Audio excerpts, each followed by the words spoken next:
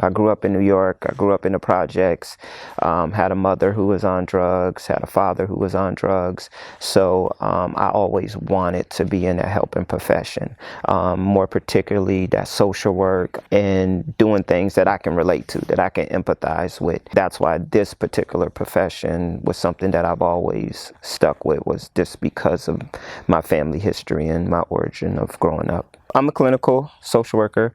I do one-on-one therapy, and I also work in inpatient facility for crisis intervention for patients who've had suicide, substance abuse, detox, all those things. And I also do one-on-one with in-home services with kids who are in crisis as well.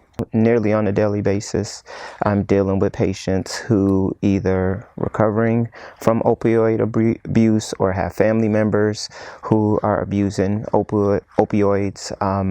For the most part, it has led to a lot of suicides, and the trickle-down effect of it is a lot of the patients that I deal with, their friends have OD'd, and because of their friends ODing, they're in depression. That's kind of why they're seeing me. They've had suicide attempts, so it's kind of a revolving issue there. And then in my inpatient that I work with, these patients are drug seeking because they've been hooked on the opioids.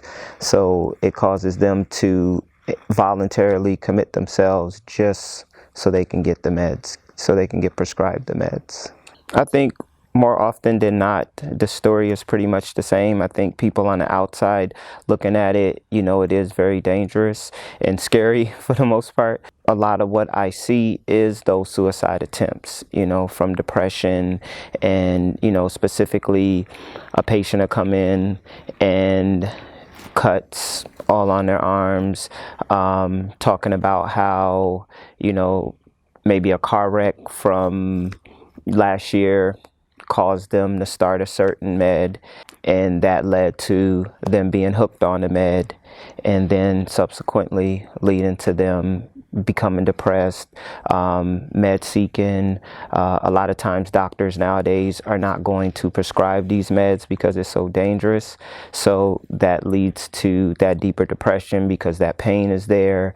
And then they've also been hooked by now. So it leads to those suicidal ideations and those thoughts. Right now, for my one-on-one patients, we do a lot of CBT, a lot of cognitive behavioral therapy. It's kind of a shift of the mind, of the thought process. We figure out ways to change those negative thoughts to positive thoughts, those negative behaviors to positive behaviors. Essentially, is this us trying to figure out another way to shift that frame of mind and that frame of thinking. Getting family members involved, so we do a lot of family intervention as well. And that's the crazy thing about it, because a lot of people think, drugs, there's somebody on the corner, you're getting drugs. No, really, like we were just saying, this stuff comes from, doctors. Doctors are prescribing some of these meds, these opioids that the patients, tend to get hooked on. So it's not that traditional. And yes, you could be the richest person and you can be the poorest person.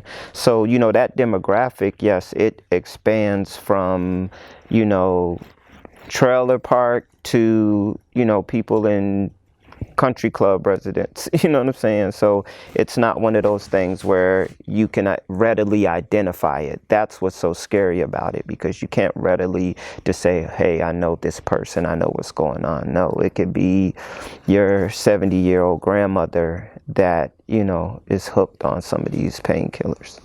Be involved. A lot of the parents that I talk to, they're so disconnected with their kids that they don't even know what's going on with them. So I think that's the number one thing, is just be more connected. I think a lot of parents think they need to stay out of their kids' lives, let them do what they want to do. They feel like they're overbearing.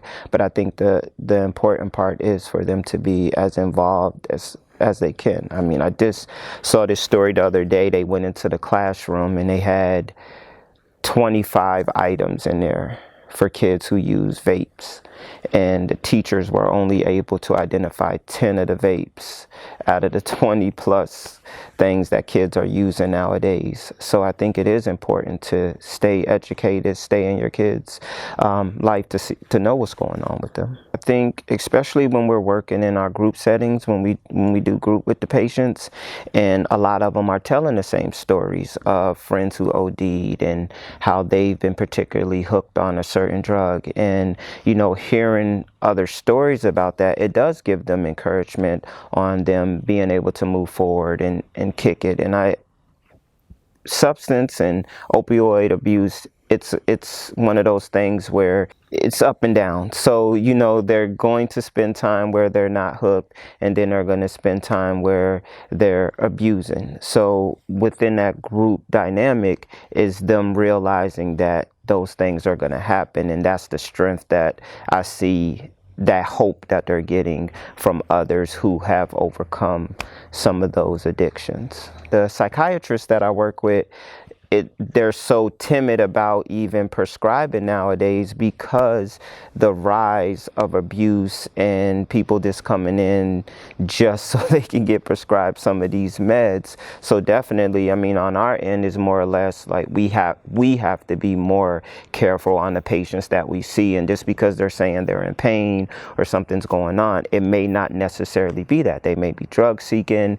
So we have to be more knowledgeable of what the population now that we're serving than we did in the past, because it's such an epidemic. Someone could be just saying, hey, Mom, that leg that I broke last month is still hurting a lot. Can you take me to the doctor? Because it's almost a gradual effect to it.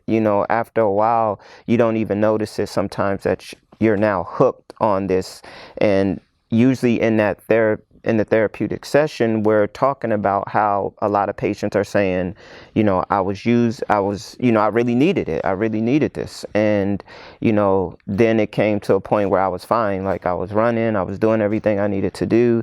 And now all of a sudden I can't function without taking a Percocet. A lot of times I think it's easy for professionals to say what sounds right, what I'm saying, even if they don't really believe it. But I like to make things live for patients so they know, oh, this is a possibility. That's why I love group work, because they're able to see people who've been where they've been, and they've been able to overcome some of those issues, and they get the strength to believe that they can also do the same thing. I would probably give them an example of someone who's been exactly where they've been. XYZ, they basically have the same story that you have, and now they're productive. They're in college, or they have a job, or they're married, they have kids, whatever the case may be. That's how I will make it live for them, to let them know that no matter how low they think they are, they're able to overcome that piece of it all. Patients are quick to praise.